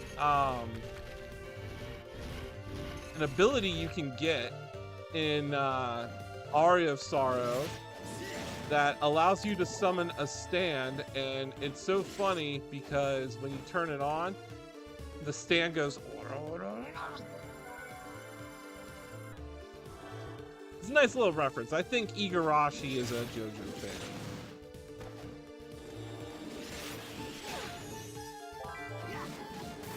Pudding bucket? I would love to eat a bucket of pudding. That'd be so good. Ooh, we got another Uraeus. I think that's all we can really explore here, because either we need the owl or what? I know I have double jump, but some of these map tiles are a little bit tricky. Ooh, but we'll definitely always farm enemies, because one of the quests that we need to do gives us mastery. We have to master like every single sub-weapon. And there's one farming spot I know later on in the game that I remember just sitting there for hours farming. Oh, not cool. There we go. Just gonna try to air jump. Or,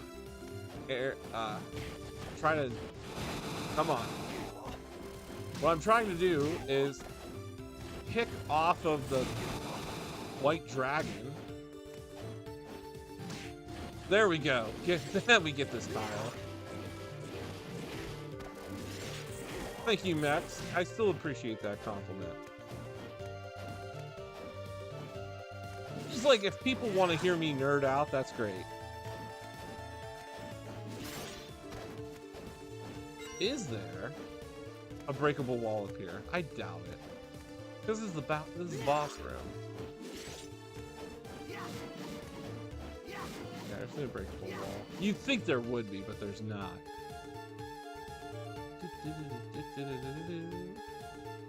Maybe, just maybe, let me check the map here. There's 1, 2 tiles. I wonder, because most of the maps are symmetrical, if there's a breakable wall back here. I didn't get it.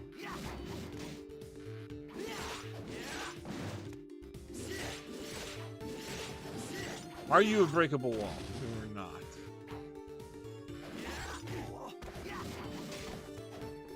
Is there a breakable wall over here? No. Darn. That's fine. We will journey back to get those math tiles.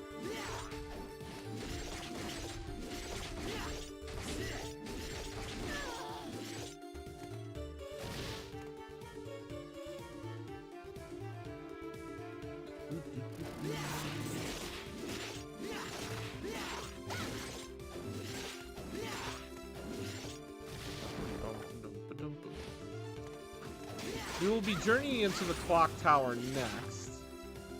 And that's where we're going to encounter death. And that place is going to be very, very, very, very, very, very tricky.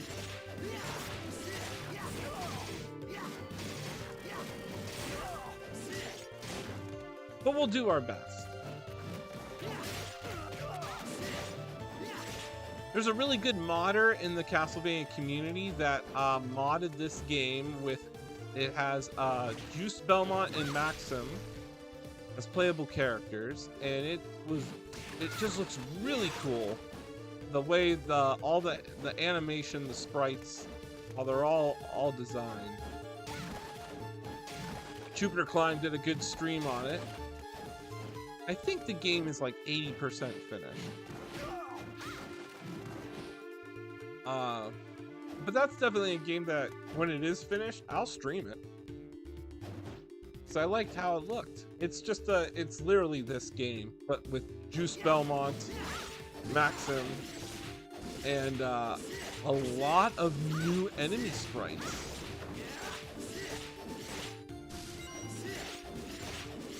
Literally, Leon Belmont is an enemy sprite in that game.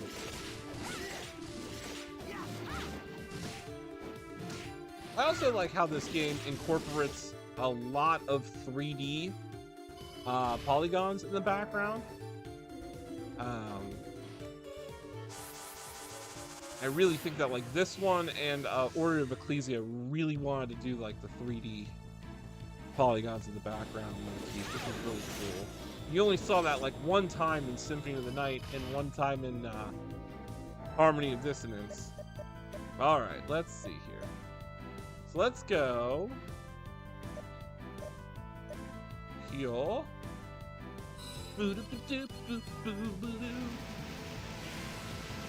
we're coming up on 2 hours and 5 minutes. I might have to stop. I think we're gonna go save it for tonight.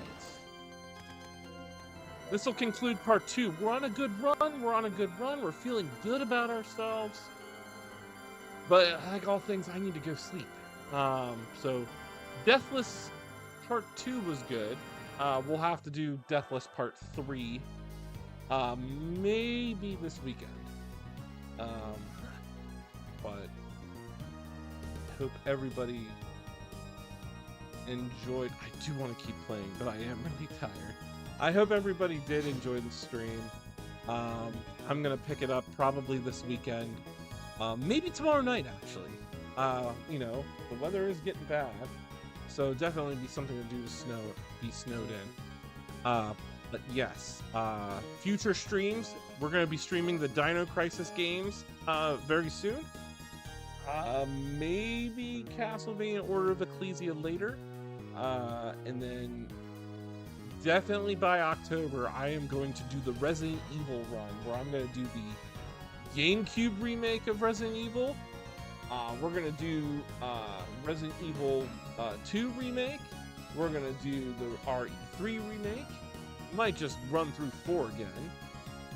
Definitely do 5 and 6. That's going to be the Resident Evil October experience. And who knows, I might even bust out the Sega Saturn version of RE1. And another one as well. Maybe do the N64 version of RE2. And then we'll do like the original like PlayStation version of Nemesis live. Oh yeah, I'm going to start with RE0. Good one. Good point. Thank you, Max, because when Res October happens, we're going to play the Resident Evil games in chronological order. That's what we're going to do. We're going to start with Resident Zero. We need to play as Rebecca and Billy. That'd be cool. Becca all the way. Actually, that was more of a... I don't know, that's debatable. The Resident Evil waifus, I will always go Ada Wong, then Jill Valentine. And then... yeah, Claire Redfield. That's okay. Ada and Jill. Alright. But hey, have a great night, everybody. Stay safe. Stay warm if you're in the winter areas like me. Catch me tomorrow for part 3. That'd be great. Have a good night, everybody, and thank you again.